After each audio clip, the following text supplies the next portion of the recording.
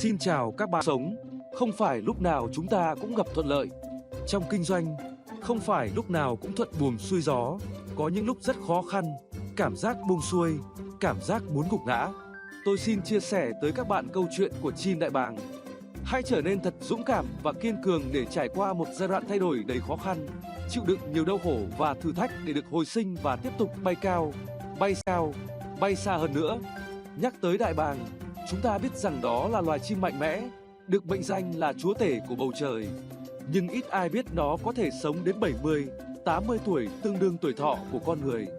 Tuổi thọ mà trong muôn loài, không phải con vật nào cũng đạt tới. Tuy nhiên, sự thật đằng sau tuổi thọ dài lâu ấy, đại bàng đã phải thay đổi hoặc là chết vào năm 40 tuổi. Vào năm 40 tuổi, cơ thể đại bàng sẽ trở nên yếu đuối.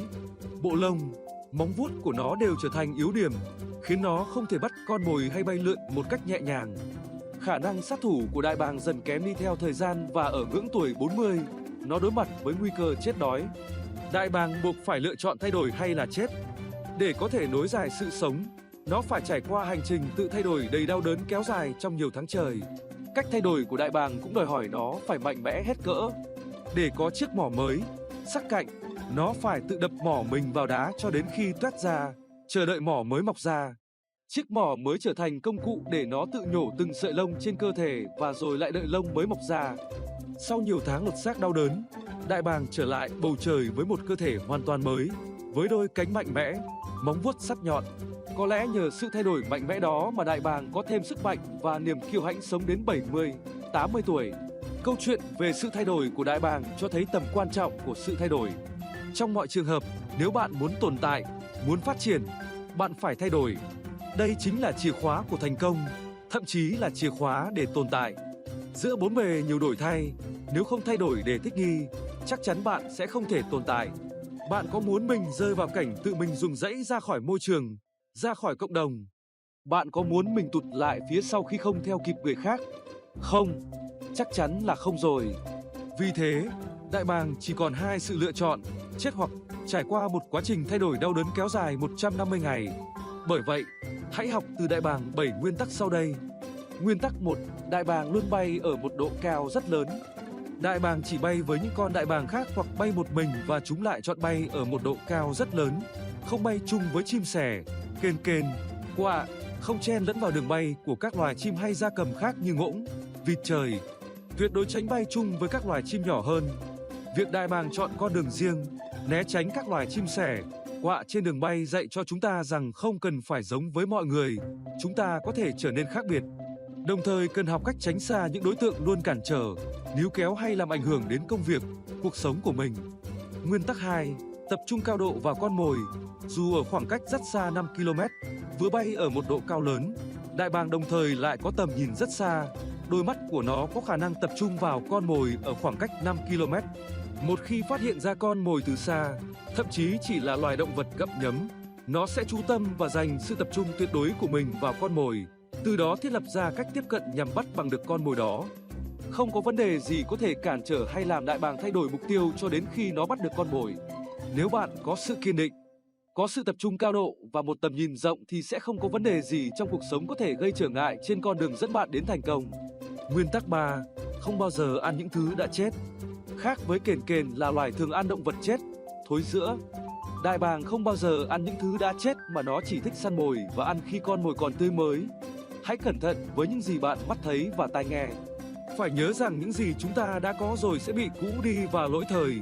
Vì vậy, cần phải làm mới bản thân mình bằng cách học hỏi, thay đổi và tiến bộ hàng ngày. Nguyên tắc 4, yêu thích các cơn bão. Đại bàng thích các cơn bão. Nó được xem là loài chim duy nhất yêu thích các cơn bão, bởi khi những đám mây xám xịt kéo đến cùng mưa gió thì đó là lúc đại bàng trở nên vui mừng. Gió và bão cho phép nó có một cơ hội để lướt cao hơn từ đôi cánh của chính mình, vượt lên trên cả những đám mây. Trong khi đó, các loài chim khác lại tìm cách ẩn trú trong các vách đá, cành và những hốc cây. Cuộc sống sẽ có những cơn bão tố. Liệu chúng ta có biết tận dụng để chuyển hóa và nâng bản thân lên tầm cao mới? Biến những cơn bão của cuộc sống thành điều thuận lợi và thưởng thức thành quả gặt hái được qua những thách thức. Nguyên tắc 5, luôn kiểm tra trước khi đặt niềm tin vào con khác. Đại bàng là một loài vật đặc biệt bởi nó luôn có cách thức để kiểm tra trước khi đặt niềm tin vào con khác. Cụ thể, trước khi đại bàng cái cho phép con đực được giao phối, nó sẽ cắp một cành cây khô để bay vào không trung trong khi con đực đuổi theo nó. Nếu đạt đến độ cao mong muốn thì nó sẽ thả nhành cây xuống cho rơi tự do. Con đực phải thả mình rơi nhanh hơn cành cây để bắt lại trước khi cành cây kịp rơi xuống đất và mang nhành cây đó đưa lại cho con cái. Tiếp tục, con đại bàng cái sẽ cắp cành cây để bay lên cao hơn nữa và lại thả cành cây để cho con đực đuổi theo. Điều này sẽ diễn ra và kéo dài hàng giờ đồng hồ với độ cao ngày càng tăng cho đến khi con cái cảm thấy bị con đực chinh phục thì mới cho phép con đực được giao phối với nó. Trong đời sống cá nhân hay trong mối quan hệ kinh doanh, việc đặt niềm tin đúng chỗ cũng như sự cam kết của đối tác giúp cho chúng ta có một cuộc sống hạnh phúc, công việc thành công.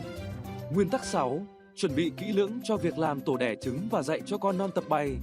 Để chuẩn bị cho việc đẻ trứng, đại bàng đực và con cái tìm đến làm tổ ở một vị trí rất cao, thường nằm trên các vách đá, nơi không có bất kỳ động vật săn mồi nào có thể tấn công và làm hại chiếc tổ được. Cả hai sẽ phân chia nhiệm vụ trong việc nuôi nấng, bảo vệ đàn con cái có nhiệm vụ đẻ trứng và bảo vệ chúng, còn con đực xây dựng tổ và đi kiếm mồi.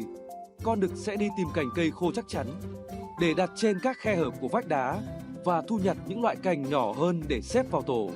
Trước khi lót tổ bằng một lớp lá cây, nó còn chọn những cành khô và có gai đặt ở bên dưới. Kế đến là một lớp cỏ mềm và sau đó rũ bỏ trên mình để tạo thành một lớp lót mềm mại nữa trước khi hoàn thành cái tổ. Để dạy cho con tập bay, đại bàng mẹ sẽ ném chúng ra khỏi tổ. Các con non thì hoảng sợ nên ngay lập tức nhảy lại vào tổ. Đại bàng mẹ liền trút bỏ những lớp lót mềm mại trong tổ, giữ lại các gai trần rồi tiếp tục ném những con non ra ngoài.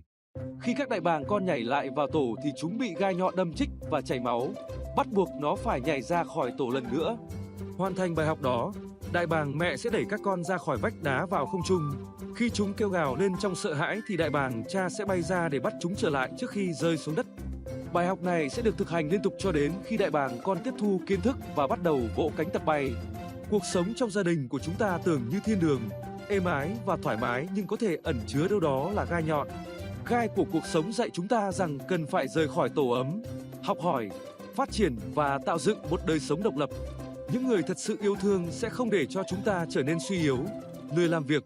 Họ có thể đẩy chúng ta vào con đường khó khăn, nhờ đó mà phát triển và thịnh vượng. Ngay cả trong các hành động, họ dường như muốn gây khó khăn nhưng thực ra lại là những ý định tốt mà họ dành cho chúng ta. Nguyên tắc 7. Chuẩn bị trước cho tuổi già. Đại bàng cũng rất biết cách để chuẩn bị cho tuổi già. Khi chúng trở nên già nua, không còn nhanh nhẹn như trước, bộ lông của chúng trở nên yếu và nó có cảm giác sắp chết thì đại bàng sẽ tìm đến một nơi sâu trong hang đá. Tại đây, nó sẽ tự nhổ hết tất cả lông trên cơ thể của mình cho đến khi bộ lông rụng sạch hoàn toàn. Nó ở lại trong hang để ẩn náu cho đến khi cơ thể phát triển bộ lông mới, sau đó nó mới ra khỏi hang và trở lại cuộc sống. Điều này nhắc nhở rằng, thi thoảng chúng ta cần phải gạt bỏ những thói quen cũ, những thứ không cần thiết, các cám dỗ gây cho chúng ta gánh nặng để làm lại, khiến cho mọi thứ trong cuộc sống trở nên thuận lợi, tốt đẹp hơn. Hãy học từ đại bàng, hay học những tấm gương thành công trong cuộc sống. Hãy trở nên thật dũng cảm và kiên cường để trải qua một giai đoạn thay đổi đầy khó khăn, chịu đựng nhiều đau khổ và thử thách để được hồi sinh và tiếp tục bay cao, bay xa hơn nữa. Cảm ơn các bạn đã xem video của chúng tôi. Nhớ đăng ký kênh để cập nhật tin tức mới nhất mỗi ngày. Xin chào và hẹn gặp lại trong các video tiếp theo.